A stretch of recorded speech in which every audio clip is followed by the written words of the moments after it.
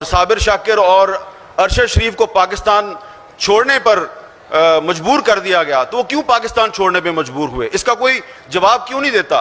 वो हुक्मरान जो दावा करते हैं कि वो इमरान खान के दौर में मीडिया पर बड़ी पाबंदी थी, इमरान खान के दौर में पाकिस्तान जो है उसको बड़े मसाइल का सामना था, अब तो मीडिया आज़ाद हो गया है, तो बताएं कि मंजूर पश्तीन जो है वो मेरे प्रोग्राम में क्यों नहीं आ सकता। मैंने कई दफ़ा कहा कि मैं इसको बुलाना चाहता हूं, नहीं बुलाते। इस तरह और भी कुछ लोग हैं।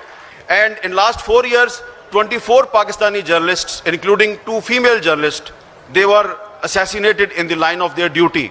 और किसी एक भी सहाफ़ी का कातिल नहीं पकड़ा गया, ख्वाह वो पंजाब में था या सिंध में था या बलूचिस्तान में था या खैबर पख्तूनख्वा में था या किसी और जगह पे था।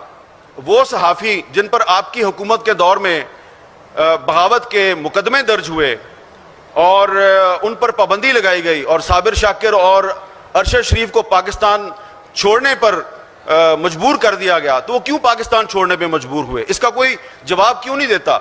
मरियम औरंगज़ेब साहबा जो हमारी इंफॉर्मेशन मिनिस्टर हैं, वो कहती हैं इमरान रियाज तो जर्नलिस्ट ही नहीं है।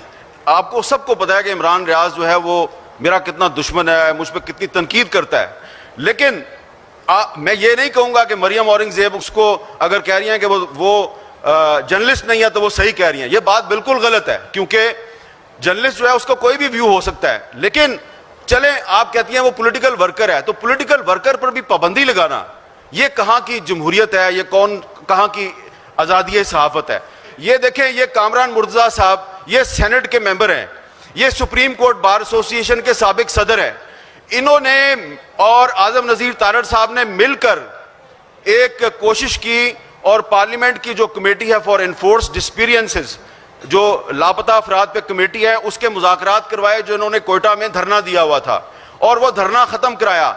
और उन बेचारों ने सिर्फ इनको 50 लोगों की एक लिस्ट दी कि इन लोगों को आप रहा भी ना करें, इनको अदालत में भी पेश ना करें, बस सिर्फ ये वादा कर लें कि इनको आपने फेक एनकाउंटर में मारना नहीं है। तो इन्होंने वो लिस्ट उनसे ली और उन मजलूम लोगों ने अपना धरना कोयटा में ख़त्म कर दिया।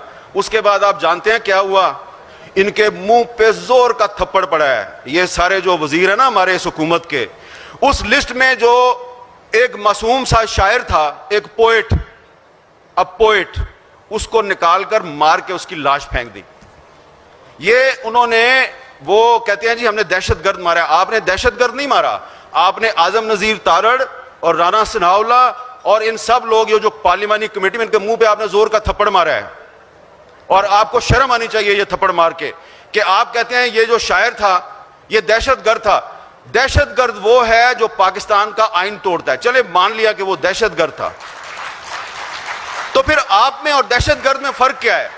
दहशतगर्द भी पाकिस्तान का कानून तोड़ता है, आप भी पाकिस्तान का कानून तोड़ते हैं। ये बात हम पाकिस्तान के मीडिया पे नहीं कह सकते। अगर कोई ये समझता है कि पाकिस्तान के हालात बेहतर हो रहे हैं, वो एमको की जन्नत में रहता है। बल्कि मैं आज आपको एक और बात कहना चाहता हूँ, बड़ी जिम्मेदारी के साथ बात कर रहा हूँ कि अगर कोई ये समझता है कि पाकिस्तान के हालात जो हैं वो बेहतरी की तरफ जा रहे हैं और अब दुनिया जो है उसके हालात भी बदल गए हैं और अब तो पाकिस्तान में मार्शल लॉ नहीं लग सकता, मैं समझता हूँ कि अगर आपने पाकिस्तान में दोबारा ऐसे हालात पैदा किए सियासी जमातों ने या किसी और ने, और मार्शल लॉ लग गया, तो इससे पाकिस्तान को नुकसान होगा।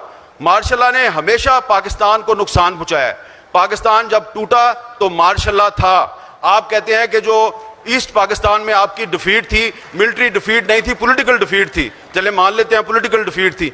पॉलिटिकल डिफीट इसलिए थी कि शेख मुजीबुर रहमान के खिलाफ पाकिस्तान आर्मी का एक फौजी जनरल गुलाम उमर जो है उसने एक सेल बनाया हुआ था और वो शेख मुजीबुर रहमान के सियासी मुखालफिन में पैसे बांटता था। जैसे बाद में 88 में भी IGI बनाई गई और पैसे बांटे गए और उसके बाद भी पैसे बांटे गए, तो 1970 के इलेक्शन में ये काम शुरू हुआ, पॉलिटिकल इंटरवेंशन, और अभी तक ये सिलसिला चल रहा है। तो शुक्र है कि 1970 में पाकिस्तान का मीडिया आज़ाद नहीं था, वरना आज आपने कहना था कि वो पाकिस्तान जो है वो इंडिया ने नहीं तोड़ा था, वो पाकिस्तान के मीडिया ने तोड़ दिया था, आपने ये कहना था। और आखिर में मैं ये कहूँगा कि इस वक्त पाकिस्तान में कुछ ड्रैकोनियन लॉ हैं। Unfortunately these draconian laws were not imposed on us by any military dictator. these draconian laws were imposed on us by democratic governments. جیسا کہ 2016 میں جو مسلم لیگ نون کی حکومت تھی اس نے پیکا کا قانون ہم پہ امپوز کیا اور وہ پیکا کا قانون آج ان پہ استعمال کیا جا رہا ہے. اسی طرح یہ جو پچھلی عمران خان کی حکومت تھی اس نے پیکا آرڈیننس جاری کیا اور آج جب ایف آئی اے کسی صحافی کو اور سیاستدان کو گرفتار کرتی ہے تو اس پہ وہی پیکا قانون کی سیکشن 20 لگاتی ہے. تو یہ سارے قانون جو ہے ختم ہونی چاہیے, ان کے خلاف یہاں پہ ایک قرارداد منظور ہونی چاہیے اور اس قرارداد میں یہ مطالبہ کیا جانا چاہیے کہ جو پاکستان کی الیکٹڈ پارلیمنٹ ہے یہ پارلیمنٹ پاکستان کے آئین اور قانون کے تحفظ کے لیے کوئی کردار ادا کرے, صرف نوکری نہ کرے, ہاتھ باندھ کے کھڑی ہے اور جی سر کیے جا رہی ہے. اور جوڈیشری بھی جو ہے اس کو بھی کھڑا ہونے کی ضرورت ہے. اتنی ڈیوائیڈڈ جوڈیشری پاکستان کی ہسٹری میں ہم نے کبھی نہیں دیکھی. تو جب پارلیمنٹ مضبوط نہیں ہوگی, جوڈیشری ڈیوائیڈڈ ہوگی, تو میڈیا کی فریڈم کو تحفظ کہاں سے ملے گا؟ تو اس تحفظ کے لیے آپ سب کو, ہم سب کو مل کے اکٹھے ایک جدوجہد کرنی ہے. اور اس بات پہ ختم کروں گا حبیب جالب کے شعر پہ کہ جھوٹے مقدمات ہیں, فرضی شہادتیں,